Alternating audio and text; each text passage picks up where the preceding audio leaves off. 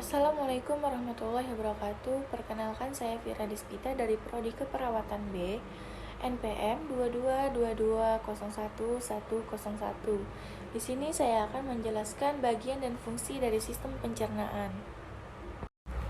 Nah, di sini kita akan menjelaskan dari sistem pencernaan. Yang pertama itu ada kelenjar ludah. Kelenjar ludah ini menghasilkan enzim ptyalin yang dapat mengubah makanan yang mengandung zat karbohidrat amilum serta menjadi gula sederhana. Yang kedua ada parotis. Parotis ini sepasang kelenjar liur yang terbesar yang menyekresikan air liur melalui ductus transens menuju kofun oral untuk membantu mengunyah dan menelan. 25% menghasilkan air liur. Yang ketiga itu ada submandibularis. Submandibularis ini yaitu menghasilkan air liur paling besar atau banyak, sekitar 70%, mengandung protein yang menghambat pertumbuhan bakteri sehingga. Selanjutnya juga ada sublingualis. Sublingualis itu memproduksi air liur mukus, air liur yang kental yang kaya lendir tetapi tidak mengandung enzim dan mengalir ke seluruh permukaan mulut bawah. Selanjutnya ada rongga mulut.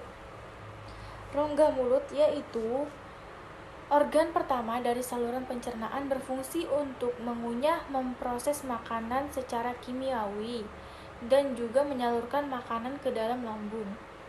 Selanjutnya itu ada amandel. Amandel ini yaitu menangkap kuman maupun bakteri maupun virus yang masuk ke mulut atau hidung ketika bernapas. Selanjutnya itu ada lidah.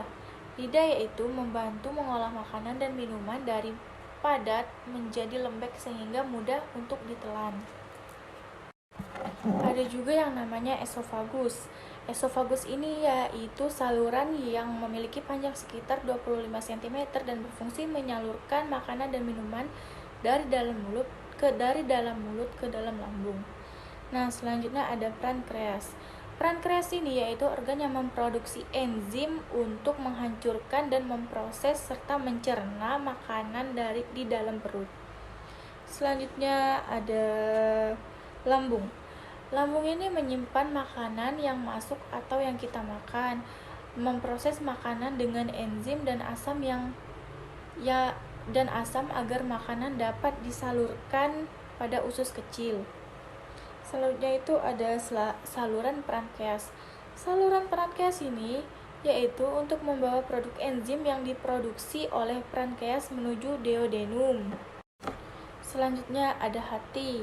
Hati sebagai tempat sekresi dan menghasilkan cairan empedu untuk membantu pencernaan lemak.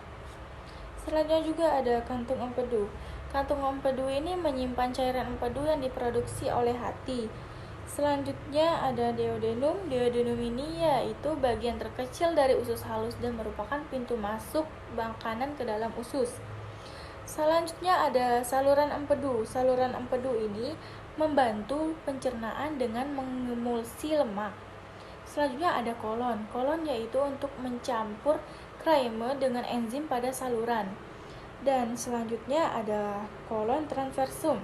Kolon transversum ini berfungsi sebagai memadatkan cairan sisa makanan menjadi lebih padat. Selanjutnya juga ada kolon ascendens. Ascendens ini yaitu menampung fases sementara sebelum diteruskan ke bagian rektum. Dan selanjutnya ada kolon descendens. Descendens yaitu makanan melewati kolon transversum maka akan diteruskan ke kolon descendens dan terletak di sisi perut sebelah kiri. Nah, selanjutnya itu ada ileum. Ileum ini yaitu melanjutkan proses penyerapan nutrisi ke dalam aliran darah, memiliki ujung dari bagian usus kecil yang terbuka dan terhubung dengan usus besar. Dan selanjutnya ada sektum. Sektum yaitu berfungsi sebagai membantu proses pencernaan bahan makanan yang mengandung serat dan bantuan mikroorganisme.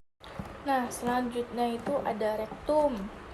Rektum ini berfungsi sebagai menerima dan menyimpan limbah dari kolon, yaitu menyimpan terjadi selama menunggu waktu tubuh untuk mengeluarkan limbah tersebut melalui anus.